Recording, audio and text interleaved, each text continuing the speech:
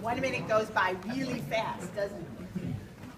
Okay, so when you were listening, what's one of the things you noticed, like in order to be an effective listener, what do you think is something else that you have to do?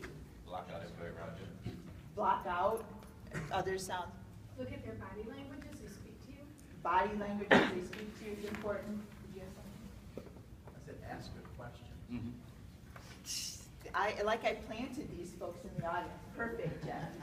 You really do have to ask good questions first, right? And so I've given some examples. These are some of my favorite questions. The first two of them, the third one, what do you need to reach the next level, I added in for today because I wanted to have this example.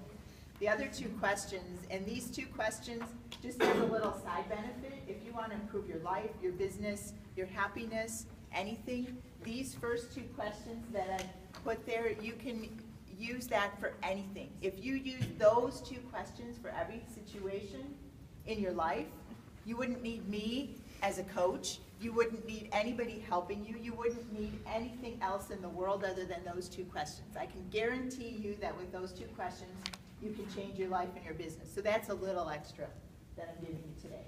So how can I help you achieve, or if I'm talking to myself, how can I help myself get to fill in the blank? So you have to fill in the blank with whatever is your goal. Or what would it take for, in this case, what would it take for you to achieve fill in the blank? And then I would listen, right? But first I have to ask a good question, like Jeff figured out. So we have to ask good questions. So those two questions, you could literally change your life, and you can also change your business life by asking those questions to everybody that you meet. So when you are looking to give referrals, when you're looking to help somebody in your chapter or a friend or somebody else's business or your own business, if you ask, how can I help you get to whatever it is that you need? First you gotta figure out what they need, right? So how can I help you get there? And then listen. When you listen, then you can go, oh, you know what? I heard between the lines that you need a carpet guy. I heard between the lines that your mom is sick and maybe she needs some financial help. So when we really listen and ask those questions and then listen, we can really make a big difference in other people's lives as well as in our lives. Okay. So the next thing that I want you to do is I want to have a couple of examples. I'm just going to pick people that I don't know. Interior designer person. So were you a speaker or a listener? You were a speaker. Okay, so I need listeners. Listeners, raise your hand. Sorry about that. Okay, I'm going to have you. And so tell me, what was something that he needed? I saw you talking to him. So. He needed referrals for anyone looking to have stained glass work done. Okay, excellent. You listened very well. Any other listeners? Who else was a listener? What was his need, whoever you spoke with? Someone that has a marketing plan already in place to use the materials to be printed. Okay. So she listened very well as well. Other listener, Jeff? You need retired professionals, someone that will list, that will give them their character so they can incorporate it into their house. Okay, perfect. So you heard 3 asks. Basically, these are asks, right? So anybody that said any of these things, you can immediately translate. So we need someone who needs stained glass. We need someone who can translate.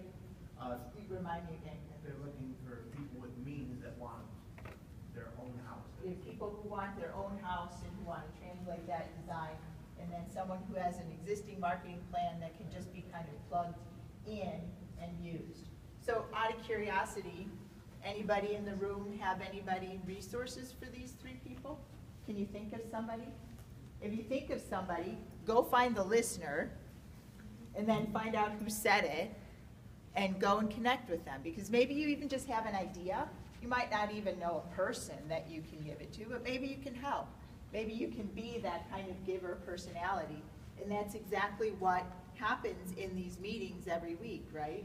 So I mean, there's kind of like a method to my madness of how I have you do this, and so how can you help? So I've kind of drawn a little diagram, what I call the 3 rules. So I did them backwards, and here I'm summarizing them. The first rule is you got to ask. Ask good questions though. Don't ask like, how's the weather? How do you like the snow? How do you, whatever. Ask really good questions. How can I help you get to whatever your next level is? The second thing is listen. Once I've asked the question, that's when I zip it up, right? That's when I stop and I actually focus and pay attention and listen really well. Once I've done that, then I can see how can I give. And actually, you don't even want to try to figure out how you can give until you finish listening. How many times have you caught yourself thinking you know the answer to someone's question and then realize that they're still talking and there's a whole different question at the end? As I know that happens to me. I'm guessing it happens to a few of you too. So listening means like stop that, make a note if you think of something, and then listen to the rest of it so you can tell. And then see how you can give. And then the money's in the middle, right? If you do this cycle and you just keep doing it over and over again, the money's in the middle. That's where you're going to begin to make your money. And part of the reason for that is there's something called the law of reciprocity. And it's kind of a psychological concept. And what it means is if I give you something, you kind of feel like you have an obligation to give me something back. And so we kind of create, and that's not exactly how BNI works. It's just that as humans, when we receive something that we haven't paid for, we feel this kind of urge and desire to reciprocate, to do something back. Oftentimes we realize we can't really do something for that exact person that did something for us. We can do something for someone else. So, I mean, like the big concept now is pay it forward, right? Random acts of kindness, buying the car behind us at McDonald's, giving an extra $20 for their bill, or just crazy random things like that that can make a difference in someone's lives. So when we think about that, that's what we don't want to be giving with the expectation, because that's the taker in sheep's clothing. We want to be giving without the expectation. The cool thing is though, the less we expect, the more we get. So using that, the money's in the middle. So the one of the things that is a concept that I've really been focusing a lot on lately for myself. I actually saw this YouTube video. It's about commitment. So he talks about, have you put your whole self into something? And it's a really good question. So have you put your whole self into your business? Have you put your whole self into your marketing? Have you put your whole self into your BNI chapter? Have you put your whole self into who you can help in your BNI chapter? Have you put your whole self into listening? Do you put your whole self into asking? So asking, here's the other thing. I talked about givers being at the top of the ladder. Research also shows a very interesting conundrum. Givers are also the ones at the most bottom place on the ladder. And you go, all right, you just said they're at the top of the ladder. There's two different kinds of giving. There's actually 4 different kinds. I'm going to focus on 2. So if we give, like I was talking about I used to do, where we give, and we don't pay any attention to ourselves, that's the selfless giver. They're at the bottom of the success ladder. Right? Not a good place to be if you're wanting to make money and to move forward in your business. So you have to put your whole self into asking.